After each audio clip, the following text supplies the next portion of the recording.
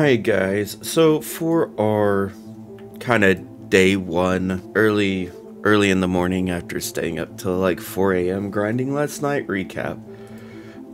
Here is, I just made it to maps. Again, I'm not I would never call myself a racer. I'm more of a, like, I'll grind at it till I get there type person.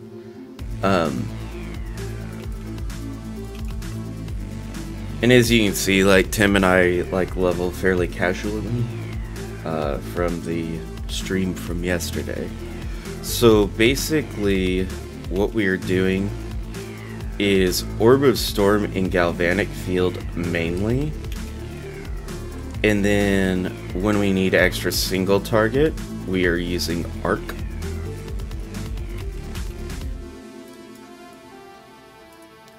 But most of the damage is basically in Orb of Storm / Galvanic field. Arc is just a little bit of chain, and it gives us, especially like these electrocuting minions, they're very, very difficult for Orb of Storm overshot or overcharge to deal with. I always want to call it overshot because that's what it modifies as shock. We are still running basically 2 Heralds and Discipline. Eventually I'm getting, like, okay, so basically here's where we're at in the tree. And basically what I'm doing right now is beelining it over here to Survivalist, so I can get this Evasion Mastery and Grace, which hopefully will let me run everything. If it won't let me run quite everything, that's fine. There's a couple of other things that I can play with to where I have enough mana. The other thing that I will likely be trying out at some point today is hopefully I get my last Ascendancy, because I did decide to do, I like talked myself into doing polymath. I already had a Shackles of the Wretched Gloves with the correct colors for temp chains. So like that I already have that ready to go. However, I do need a little bit better gear so I can go into those, and you definitely want one step ahead before you go into those as well. As you can see, the flat setup is pretty basic. That's just because I really don't like using the other utility flasks as much. Like, I know I'm bad about using them until I get instilling orbs. So basically you're going to essentially see them with instilling orbs on them as they appear. The other thing I want to do, like, once we get through, oh my goodness, so crazy. So this is the stuff that's hard for this build right here. Like, this is a perfect example. The minus lightning is rough for this build. The reason that the minus lightning is so rough is because effectively, like, all of our damage is coming off of getting a shock, and it's harder to shock those monsters specifically. Now, the other thing that I want to try personally is I do want to try at some point self-curse with Winter Orb with just lightning in there somewhere, so I get the benefit of the shocks, and I can play around with that a little bit. And then here's to hoping this isn't Esh. It is not Esh, which is a very good thing.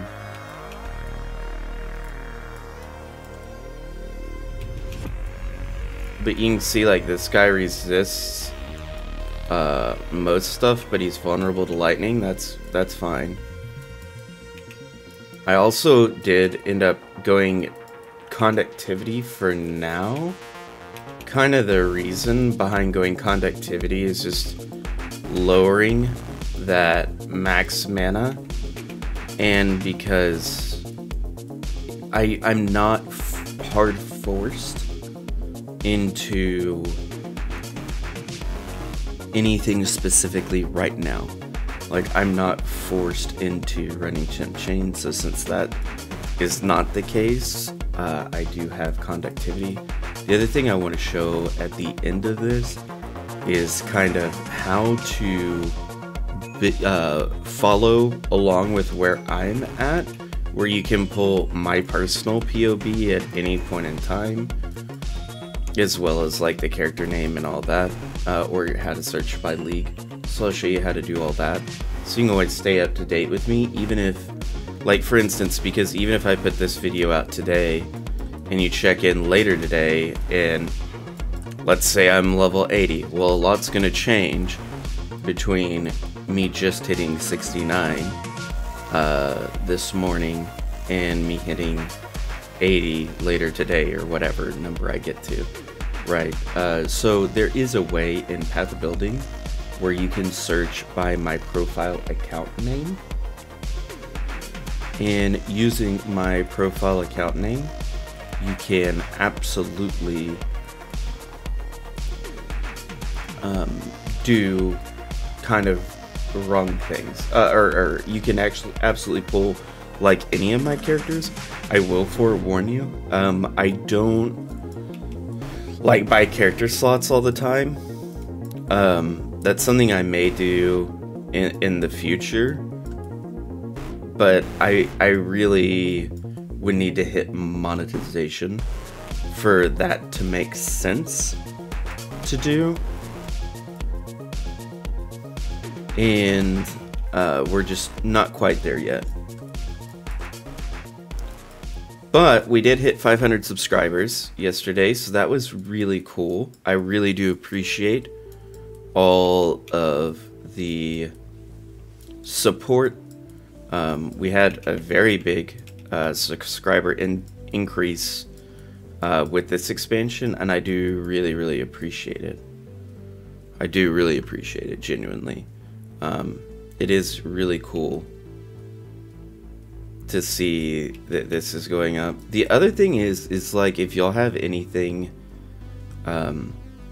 like maybe not as PoE related that y'all would like to see, like as far as just like various other videos, I'm absolutely open to suggestions and kind of playing that out. I do know the new Saints Row game is coming out.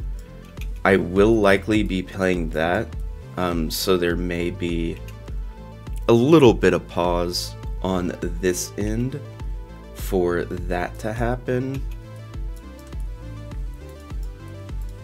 I will like kind of forewarn, I'm one of those people that doesn't talk in cutscenes. If I end up doing anything with that, like I actually want to hear what they're saying.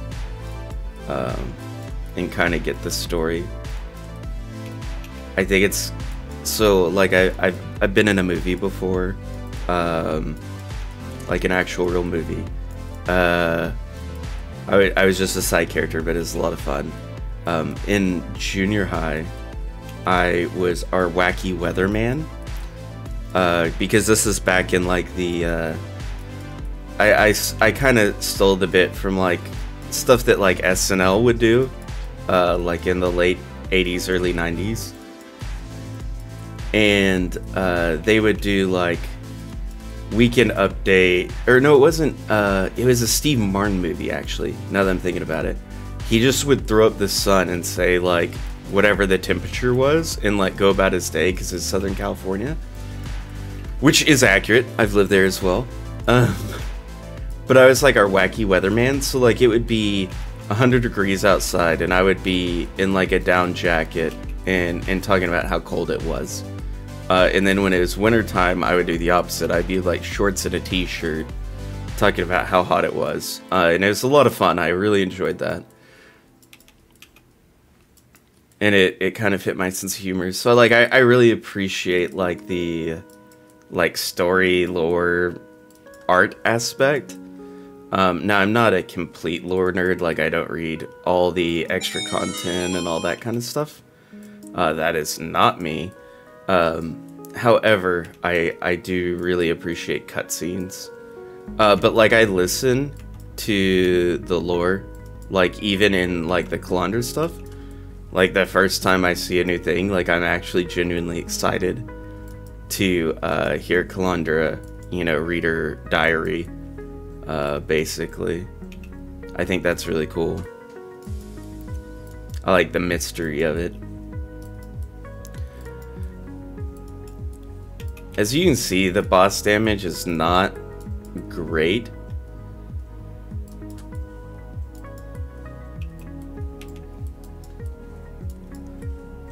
Now, the boss damage is better if Arc is in your 5-link. I was testing Galvanic Field in the 5-link versus in a, like, basically a 2-link. Good news is we do have Cull. I'm gonna go ahead and hop out of here so I can go over the PoB real quick with you though. So on the PoB, at any point in time, if you want to pull any of my builds, basically, let me go back. Don't save. New. So go to new, import, and it's super_secret, and then just hit start here, and then you can go down to tech field, and then you just hit passive entry and item and skill import. This will pull up my build exactly as it is from the last time the site refreshed, and you can see my flask, you can see my weapons, you can see everything. Then, now, when you do this, it has nothing on configuration, so just keep that in mind. The other thing that's really cool, because we have Spellbreaker, now our effective health pool is infinite, which is really, really cool. Now, one of the things that you'll notice here is you're like, wait, what? Yes, so the reason why is because we have Ghost Dance, which gives us a barrier where we recover ES based on our evasion rating. So you get a third of it. So right now our evasion rating is 6,481. I don't know if Aura... Oh, it's because Grace isn't turned on. If Grace was turned on, this would be much higher. Then you get equal to 3% of our evasion. So you take 6,481 multiplied by 0.03, and that will give you our energy shield amount that is recovered for each Ghost Shroud. And every 2 seconds, we gain one. And then when we're hit, we lose one and we recover some ES. Then we have Spellbreaker. What Spellbreaker does is it gives us more spell suppression, but it also gives us a 50% chance for energy shield recharge to start. Now, we don't have Wicked Ward yet. Basically, what I'm going to do is I'm going to rush here to try to get Grace going, and then I'll probably get these spell suppression nodes.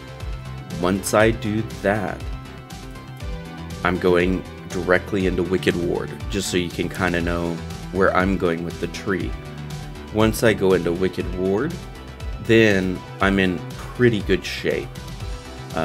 And actually what I could do is I have like 8 respec points right now. So I could like respec these 4 right here and go ahead and get my Grace and see if it's working. The AoE is nice. It's the first bit of AoE scaling feels better than later bits of AoE scaling with both Orb of Storms and Galvanic Field.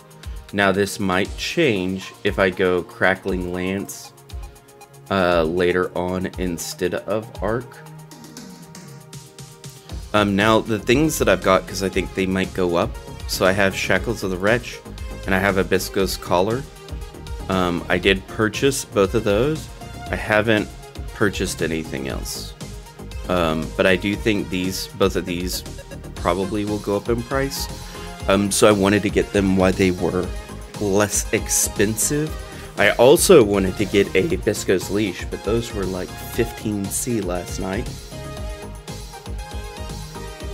Which would mean I would have to heist farm at 62, and I really did not feel like heist farming. As far as Atlas strategy, here it is.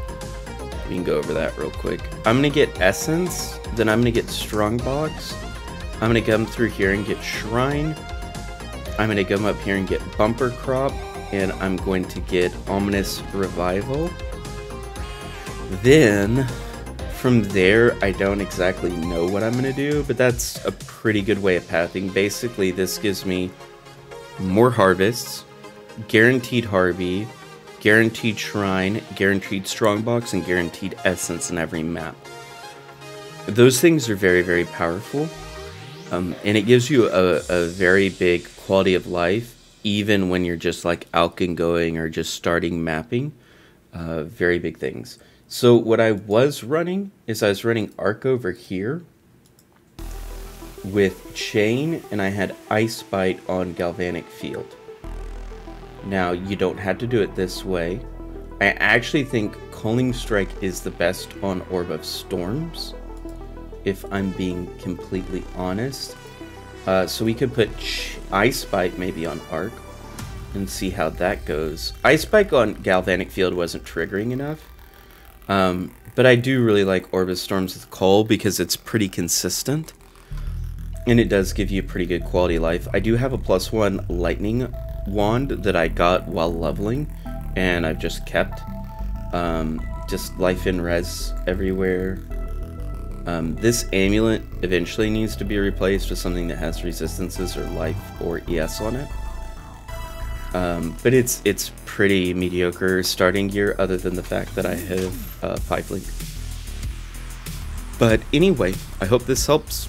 Have a great league start, and I hope you have success in Lake of Kalandra. Have a great day, Exiles.